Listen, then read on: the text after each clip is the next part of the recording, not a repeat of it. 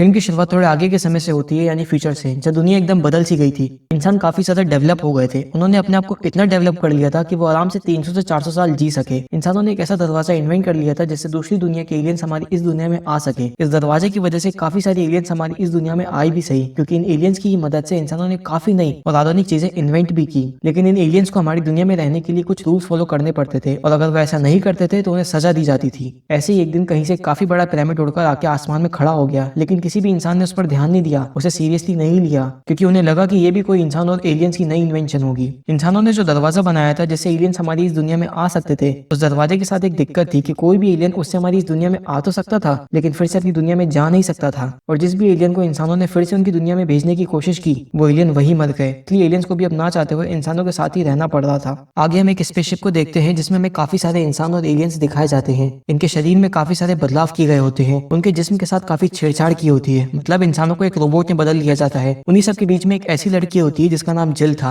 जिल उस स्पेसशिप से कहीं भी जाना नहीं चाहती थी, इसलिए वो उन गार्ड्स पर हमला कर देती है। लेकिन तभी गार्ड्स भी उसे पकड़कर उसके सर और मुंह पे एक लोहे का डिवाइस पहना देते हैं, जिससे वो किसी और को नुकसान ना पहुंचाए। फिर वो स्पेसशिप जमीन पर उतर जाती है। वो पिरामिड जिसपे किसी इंसान ने ध्यान नहीं दिया था, वो और किसी का नहीं बल्कि मिस्र के देवताओं का था। उस पिरामिड में जन्नत के देवता हॉरस गॉड थे, क्योंकि उन्हें किन्हीं कारणों की वजह से, उनकी कुछ गलतियों की वजह से बाकी देवताओं ने जन्नत से निकाल दिया था और उनका अमर होना भी उनसे छीन लिया था। मतलब अब वो कभी भी मर सकते थे, लेकिन उनकी सारी ताकतें उन्हीं के पास थी, क्योंकि वो अभी भी एक देवता ही थे। उन्हें उनकी गलतियां सुधारने के लिए एक मौका मिला था, जिसमें उन्हें एक आदमी में समाकर एक औरत से शादी करके एक नया बच्चा पैदा करना था, जो कि हॉरस का बेटा होता, जिस कारण उन्हें फिर से एक नया जीवन मिल जाता। लेकिन उनके पास ये सब करने के लिए मात्र एक हफ्ते का समय था। पर इससे भी बड़ी समस्या हॉरस के लिए ये थी कि वो काफी शक्तिशाली थे, इसलिए उन्हें कोई ऐसा आदमी तलाश करना था जो उनकी शक्तियां सहन कर पाए, और इसके लिए उनके पास समय भी काफी कम था। हॉरस उस गोल्डन ताबूत से बाहर आकर उस इंसान की तलाश पे निकल जाते हैं। वो सीधे ही पिरामिड की दीवार के आर पार हो जाते हैं, क्योंकि वो तो एक शक्तिशाली देवता थे। लेकिन तभी हेलीकॉप्टर में बैठे कुछ इंसान ये देखकर काफी हैरान हो जाते हैं, इसलिए वो हॉरस पे हमला कर देते हैं। लेकिन हॉरस उन हेलीकॉप्टर्स को अपनी शक्तियों से तबाह कर देता है और बोलता है, मेरे बच्चों,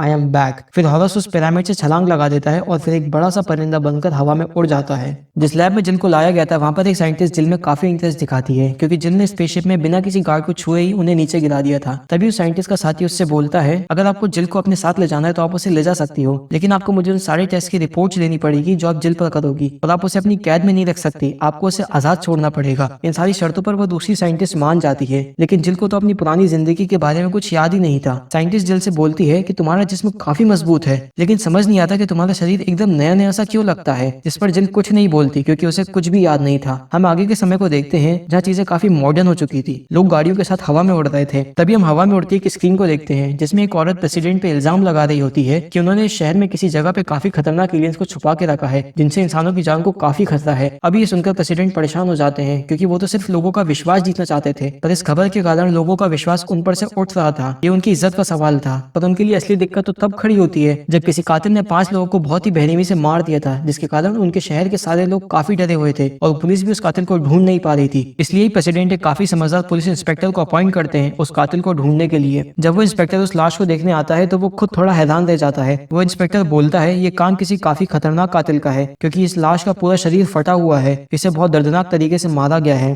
तभी जो उस केस का गवाह होता है उसे गाड़ी में बिठाकर पुलिस स्टेशन ले जाया जाता है, लेकिन उस गाड़ी का एक्सीडेंट रास्ते में होने के कारण एक पुलिस ऑफिसर गाड़ी में ही मर जाता है, लेकिन गवाह बच जाता है। वो गवाह जैसे ही गाड़ी से बाहर निकल कर आता है उसे काफी अजीब सा महसूस होता है, और देखते ही देखते उसका पूरा शरीर बुरी तरह फट जाता है। आगे हम उस साइंटिस्ट को देखते हैं जो जिल से उसकी याददाश्त के बारे में पूछती है, पर जिल उससे कुछ नहीं बोलती, क्योंकि उसे पास का कुछ भी याद नहीं था। जिस पर डॉक्टर बोलती है, तुम्हें धीमे धीमे करके सब याद आ जाएगा, मैं तुम पे कुछ मेडिकल टेस्ट करूंगी और इसके बदले तुम्हें एक होटल में काफी बड़ा रूम दिया जाएगा, जिसमें तुम आजादी से कहीं भी घूम सकती हो, जो कि अपनी डील थी। फिर जिल उस लैब से बाहर निकल आती है, जहाँ वो बाहर खड़े एक आदमी को जैसे ही देखती है उससे जाकर गले मिल लेती है, लेकिन हम उस आदमी को नहीं देख पाते, क्योंकि उसने अपने पूरे शरीर को ढक के रखा था। वो काले कपड़े से पूरी तरह लिपटा हुआ था। जिल उसे देखकर काफी खुश होती है, क्योंकि वो उसका काफी करीबी दोस्त था। वो जिल से बोलता है, मैं इस दुनिया में सिर्फ कुछ वक्त और रुकूंगा, फिर यहाँ से चला जाऊंगा, क्योंकि मेरा जिस्म इस दुनिया को अपना नहीं पा रहा है, मैं धीमे धीमे मिटता जा रहा हूँ, लेकिन तुम यहाँ आराम से रहो, क्योंकि तुम्हारे जिस्म ने इस दुनिया को अपना लिया है। वो आदमी फिर जिल को कुछ रंग बिरंगी गोलियां देकर वहां से निकल जाता है।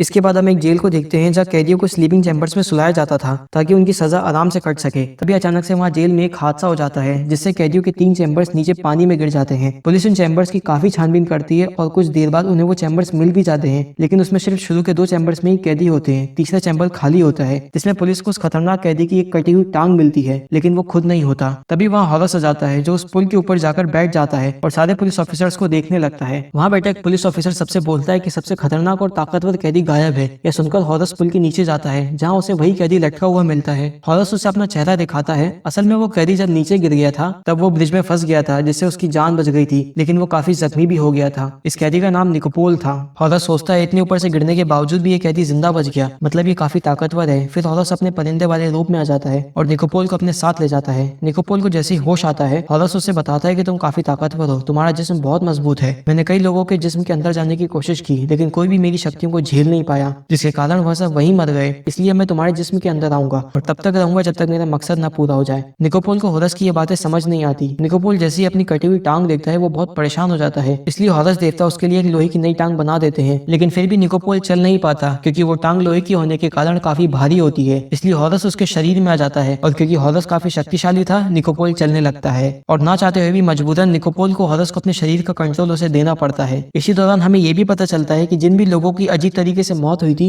वो हॉरस के कारण ही हुई थी, क्योंकि हॉरस ने उनके शरीर में भी जाने की कोशिश की थी लेकिन उसकी शक्तियां ना झेलने के कारण वो लोग फट गए थे। अब हॉरस को एक औरत चाहिए थी जिसके साथ वो शादी करके एक बच्चा पैदा कर सके और उस बच्चे के शरीर में आ जाए जिससे उसे फिर से एक नया जीवन मिल जाए। लेकिन निकोपोल की सजा अभी बाकी थी जिसके कारण उसे छुपकर रहना पड़ रहा था। तभी निकोपोल को मारने कुछ इंसान हेलीकॉप्टर में बैठकर आते हैं जो उस पर बंदूक चलाने लगते हैं, लेकिन उसे नहीं मार पाते क्योंकि निकोपोल के शरीर में तो खुद हॉरस था। निकोपोल वहां से भागने लगता है और भागते भागते एक बिल्डिंग की छत पे आ जाता है जहाँ से उसे ना चाहते हुए भी छलांग लगानी पड़ती है। वो सोचता है अब तो मैं नहीं बचूंगा, लेकिन तभी उसके पंख निकल आते हैं क्योंकि उसके शरीर में तो खुद हॉरस था। हॉरस फिर उसे उड़ाकर वहां से ले जाता है। यह हमला प्रेसिडेंट ने करवाया था क्योंकि उन्होंने और उनके साथियों ने एलियंस के ऊपर कुछ ऐसे खतरनाक एक्सपेरिमेंट्स करवाए थे जिसका राज सिर्फ निकोपोल को पता था। प्रेसिडेंट चाहते थे कि ये राज सिर्फ एक राज ही रहे, इसलिए उन्होंने ही निकोपोल को मरवाने के लिए पुलिस ऑफिसर्स भेजे थे। इसके बाद जिल होटल में काफी सारा सामान ले आती है जिसे वो अजीब तरीके से खाने लगती है। हॉरस फिर निकोपोल को उसका मकसद बताता है कि अब उसे कोई ऐसी औरत चाहिए जिससे वो शादी करके एक नया हॉरस पैदा कर सके। फिर निकोपोल एक बार में चला जाता है जहाँ वो जिल से बात करने लगता है क्योंकि उसे जिल काफी पसंद आती है। तभी हॉरस निकोपोल से बोलता है कि ये वही लड़की है जिससे तुम्हें शादी करके एक नया बच्चा पैदा करना है। शुरुआत में तो जिल निकोपोल की बातों पर ज्यादा ध्यान नहीं देती, लेकिन फिर कुछ समय बाद वो भी उससे बातें करने लगती है। निकोपोल जिल के साथ और समय बिताने के लिए उसे एक कमरे में ले जाता है जहाँ दोनों रात भर एक साथ समय बिताते हैं। फिर सुबह जिल अपने आप को एक बेड पे पाती है जहाँ थोड़ी देर बाद मैनेजर आकर जिल के रूम की चेकिंग करने लगता है।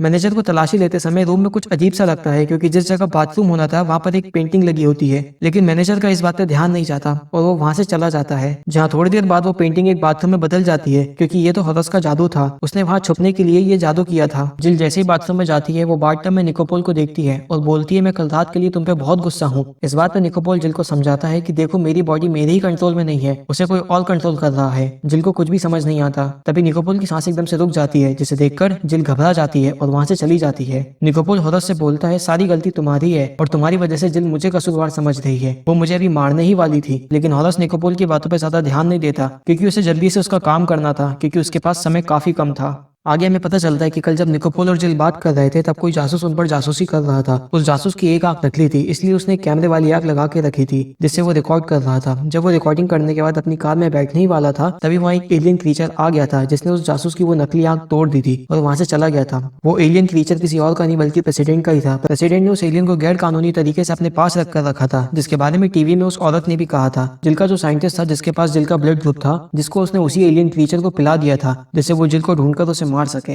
उधर निकोपोल हॉरस को इनकार कर देता है कि मैं तुम्हें अपने जिस्म में रहने की इजाजत नहीं दे सकता, जिसमें हॉरस बोलता है तुम शायद भूल रहे हो कि तुम्हारी एक टांग नकली है, वो लोहे की है और उसका भार इतना है कि तुम मेरे बिना एक कदम तक आगे नहीं बढ़ सकते। अब क्योंकि हॉरस एक देवता था और निकोपोल एक इंसान, इसलिए हॉरस उसे अपनी शक्तियों से दीवार पर उठा के फेंक देता है और बोलता है कि मैं तुम्हें चुटकियों में खत्म कर सकता हूँ और मेरी शक्तियों के बिना तो तुम अभी तक कब के मर भी गए होते। अब क्योंकि निकोपोल कमजोर था इसलिए उसे ना चाहते हुए भी हॉरस की बात माननी पड़ती है। जिल एक लाइब्रेरी में जाती है जहाँ उसे इंसानों के बारे में पढ़कर काफी अच्छा लगता है क्योंकि जिल पहले एनर्जी से बनी थी, लेकिन साइंटिस्ट के एक्सपेरिमेंट के कारण अब वो भी एक इंसान थी। इसलिए जिल को इंसानों के बारे में जानकर और उनके तौर तरीकों के बारे में जानकर काफी अच्छा महसूस हो रहा था। जिल जब लाइब्रेरी से बाहर आ रही थी तभी उसे एक आदमी अगवा कर लेता है और उसे वही लोहे वाली डिवाइस पहना देता है जिससे वो उस पर हमला न कर पाए। वो आदमी जिल को अगवा कर उस एलियन क्रीचर के सामने ले आता है जो प्रेसिडेंट के लिए काम करता था। वो एलियन जिल को मारने ही वाला होता है, लेकिन तभी वहाँ हॉरस आ जाता है जो वह सबको मार देता है और क्योंकि हॉरस अपने परिंदे वाले रूप में ही था इसलिए वो जिल को अपने पंजों में फंसाकर उस होटल में ले आता है। जिल जब निकोपोल को होटल में देखती है वो समझ जाती है कि निकोपोल उस दिन सच बोल रहा था कि उसका शरीर सही में कोई और कंट्रोल कर रहा है, इसलिए जिल को अपनी गलती पर काफी अफसोस होता है।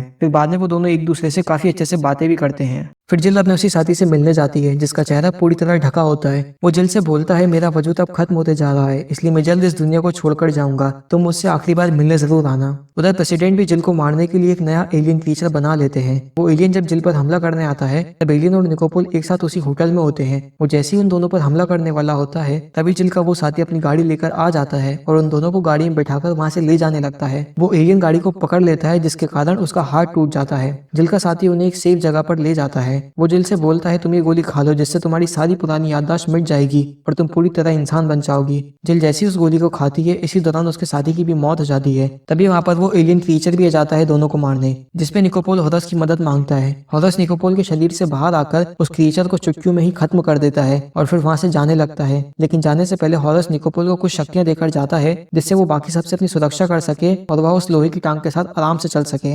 हॉरस जिल से ये भी बोलता है कि मेरी खास अमानत यानी मेरा अगला जन्म तुम्हारे पास है, इसलिए तुम इस बच्चे का अच्छे से ध्यान रखना, और ये बोल के वहां से चला जाता है। उधर प्रेसिडेंट अपने साथियों के साथ उस पिरामिड के पास जाते हैं ताकि वो इसके इतने दिनों से यहाँ होने का कारण पता लगा सके। प्रेसिडेंट जैसे ही पिरामिड को छूते हैं वो एकदम से उसके अंदर चले जाते हैं और वहां से गायब हो जाते हैं, जिसके फौरन बाद उनकी लाश नीचे गिरती है। हम निकोपोल को देखते हैं जो पुलिस की कस्टडी में होता है क्योंकि अभी उसकी 1 साल की सजा बाकी थी। वहाँ जिल भी उस गोली को खाने के कारण पूरी तरह इंसान बन गई थी। इसके बाद हम 1 साल बाद के समय को देखते हैं जहाँ निकोपोल की सजा पूरी हो जाती है, इसलिए वो सबसे पहले जिल से मिलने आता है जहाँ दोनों एक दूसरे से काफी अच्छे से बात करते हैं। निकोपोल जिल के पास अपना बच्चा देखता है जिसके नीले बाल थे, जो हॉरस का दूसरा जन्म था। हम आसमान में उसी पिरामिड को देखते हैं जिसमें हॉरस था। अब उसका मरने का समय भी करीब आ गया था, जिसके बाद जिल का वो बच्चा हॉरस का रूप लेता, मतलब हॉरस का दूसरा जन्म। इसी के साथ ये मूवी खत्म हो जाती है। जय हिंद दोस्तों।